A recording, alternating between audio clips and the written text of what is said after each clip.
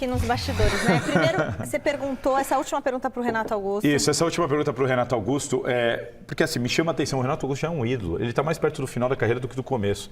Mesmo assim, a maneira como ele deixou a Neoquímica Arena ontem foi assim, como é que é para um jogador como ele?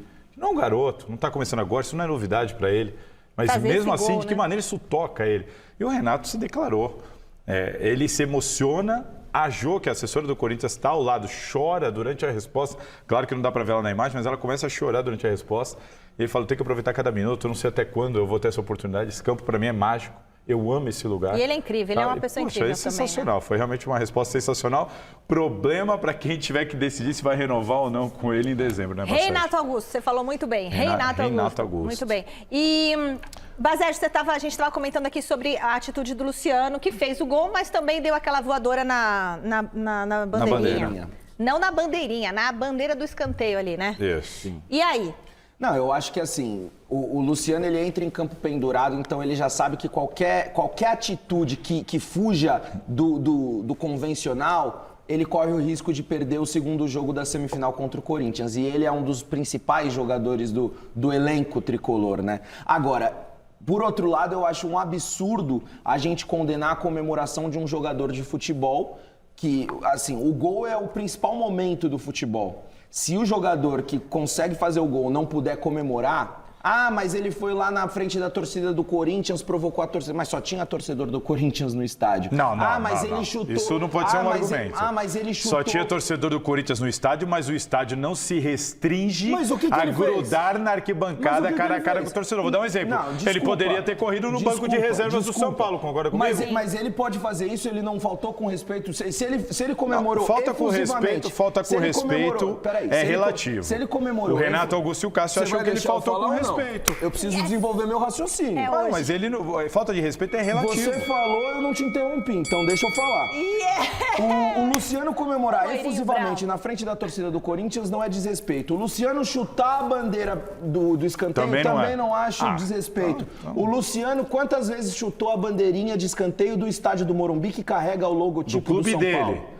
O Rafael Veiga fez exatamente a mesma coisa na final da Supercopa do Brasil contra o Flamengo, que inclusive o senhor Wilton Pereira Sampaio estava apitando essa partida. E a bandeira era de quem? Não interessa. Claro, como nada interessa, nada interessa, então. Ele chutou o pau da bandeira, ele não, em nenhum momento ele chutou o símbolo do Corinthians. Tá, vamos lá. Ele chuta uma bandeira que tem a flâmula bandeira do Corinthians. Falta de respeito é relativo porque ela não parte do princípio só de quem toma a atitude. Vou dar um exemplo. O Renato Augusto e o Cássio saíram de lá falando, para mim, na opinião deles, é falta de respeito, porque ali tem uma bandeira do Corinthians e o Renato diz que vira e fala, mas ele disse que faz isso no Morumbi. O Renato vira para ele e fala, então você faça isso no Morumbi, que é o seu clube. Aqui, que não é o seu clube, você tem que respeitar. Vou dar dois outros exemplos. Recentemente teve um Corinthians e São Paulo no Morumbi. Ele comemora do O jeito Morumbi que ele coloca um símbolo do São Paulo ao lado das traves. O Roger Guedes foi pegar uma bola que estava ali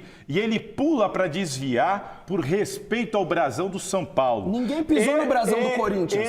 Ninguém pisou no brasão do Corinthians. O Luciano, recentemente, num Palmeiras e São Paulo, dentro do Morumbi, quando o Rony faz um gol e comemora do jeito que ele sempre comemora, que ele corre, dá aquela pirueta, faz assim com a mão, estilo Cristiano Ronaldo, ele fez isso perto da torcida do São Paulo. Adivinha quem foi que apareceu para brigar com o Rony cobrando respeito? Quem? O Luciano. Gente, ou seja, se pro Luciano... Vocês estão matando o futebol. Não, presta atenção. Daqui a pouco o jogador vai fazer gol e tem que pedir desculpa. Bom, não é isso que eu estou dizendo. O que eu estou dizendo é hipocrisia do Luciano reclamar da comemoração do Rony e achar que não fez nada ontem. Só tinha a torcida do Corinthians, mas tinha o banco de reserva do São Paulo ali com quase 30 jogadores e comissão técnica. Ele escolheu. E não é que ele foi ali na beira do campo. Ele passou o campo, ele foi lá no vidro. Foi proposital. E para mim, para não falar uma palavra feia, foi muita falta de inteligência. Porque o torcedor de São Paulo tem que estar bravo com o Luciano. É mesmo. Porque o Luciano, para finalizar, o Luciano foi substituído, o São Paulo perdeu o jogo e o Luciano tá fora do segundo jogo da semifinal. Então, parabéns, hein, Luciano? Muito inteligente da sua parte. Discutir a regra é outra coisa, a gente pode até concordar. Isso eu concordo. Agora, ele entra em campo sabendo da regra. Ele entra em campo sabendo da regra. Vamos combinar uma coisa? Então, assim, a regra é, não pode chutar esse negócio que ele chutou, certo? Não, poder pode. Ela não pode ter provocação que incite violência do adversário. O árbitro interpretou pra mim, ali não tem nenhuma dúvida. Não, vem cá, olha onde ele vai, ele até some na imagem. Não ele tem uma regra que não pode chutar aquele pau? Não. São atitudes. Por exemplo, a do Veiga, pra mim, não tem nem comparação, porque a do Veiga era no estádio neutro, não tinha uma bandeira do Flamengo lá, não era no Maracanã, não tem nada a ver uma coisa com a outra. Você achou que ele foi muito pra dentro da torcida? Ele sai da imagem, ele vai lá, quase cola a cara no vidro, olha pra cima, grita pro torcedor e todo mundo sabe que não pode, que hoje os árbitros são orientados a dar cartão. Um cara que entra pendurado numa semifinal, faz isso e fica de fora da final. Eu concordo. Parabéns, Luciano. Ele assumiu o risco desnecessariamente. Agora, quantos jogadores já fizeram gol, mandou a torcida rival calar a boca? Isso aí antes dessa regra. Ou botou a mão na orelha. Antes dessa regra. Isso aí faz parte do futebol, gente. Isso faz parte da essência do futebol. Aí eu concordo. Pra mim não tinha que dar cartão. Vocês estão querendo matar o futebol, cara. Daqui a pouco, foi o que eu disse, o jogador vai ter que fazer gol e pedir desculpa. Eu concordo que isso não tinha que ser motivo para cartão amarelo. Concordo. Mas se a regra é essa, a gente não tem regra aqui? Tem. Não adianta eu falar, não, eu não concordo, então André, vou vir sem camisa, sabe? Não dá. Então, assim, ele sabia. O torcedor do São Paulo deve estar, pé da vida com o Luciano. Agora, pisar no escudo, cuspir no escudo, esse tipo de coisa, aí não. Aí não.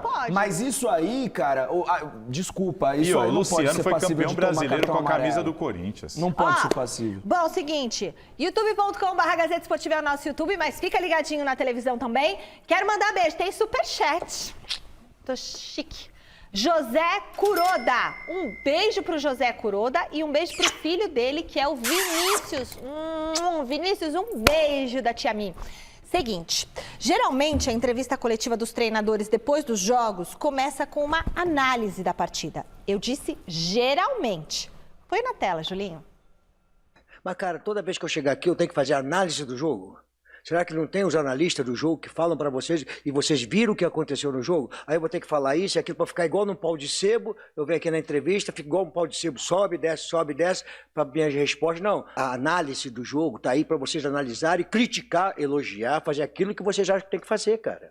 O jogo tá aí agora. O Adson, o que eu falei pro Adson? O que eu falei pro Botano? Por que você fez isso? Por que você fez aquilo? Cara, é muito mamão com açúcar também, né?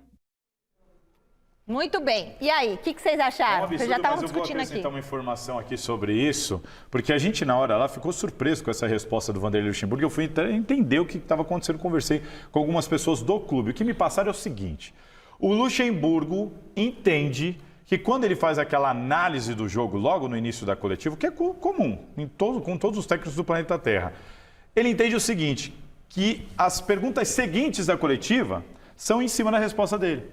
E aí, muitas das vezes, as críticas vêm em cima da análise que ele fez. Não, você disse isso. Então para tentar evitar isso, o Luxemburgo parece que está decidido a não dar ali a análise dele. Mas aí eu te pergunto, ele é o técnico do Corinthians. O torcedor do... Não, vocês têm que fazer análise. Tudo bem, a gente vai fazer a nossa análise aqui, mas o torcedor do Corinthians, Luxemburgo, você acha que ele não quer te ouvir? Que ele não quer saber o que você pensa, o que você enxergou nesse jogo? O que você tentou fazer que deu certo ou não deu certo? O cara quer ouvir o técnico do clube. Me parece uma atitude um pouco assim, fora da realidade, de não querer comentar o próprio jogo. Eu acho que ele não quer ser vítima dos comentários que ele faz. Porque foi o que o Salazar disse, ele vai fazer uma análise e aí a coletiva vai acabar ficando concentrada na análise que ele fez. Só que assim, eu acho que o Vanderlei Luxemburgo, ele deve satisfação para o torcedor corintiano. O torcedor corintiano quer entender o que se passou na cabeça do Luxemburgo para ele fazer a substituição A, B ou C, a mudança tática. E ele não pode ter medo de dar a opinião dele. Exatamente. Ele tá com medo de ser crucificado pela imprensa, ele tem que bater no peito e assumir e ir para cima com as convicções que ele tem do trabalho. E outra, não há momento melhor para ele bater na mesa e ser convicto do que agora, que o Corinthians está numa sequência extremamente favorável, são 5 vitórias e 1 empate, tá com a vantagem na semifinal da Copa do Brasil, enfim. O que aflige o Luxemburgo para ele recusar a análise? Eu realmente não entendi essa. Vai ver que ele está incomodado porque o Corinthians está conseguindo resultados apesar das atuações e apesar do Vanderlei Luxemburgo. O trabalho dele relacionado a desempenho e atuação continua sendo muito ruim. É incrível imaginar que o Corinthians está, nos últimos 6 jogos, numa sequência de 5 vitórias e 1 empate. Ontem o Corinthians não jogou bem e venceu. Sim. Contra o Bahia, empatou sem jogar bem também, tomando pressão do Bahia. Enfim, o time não está jogando bem. Talvez por isso ele não queira falar.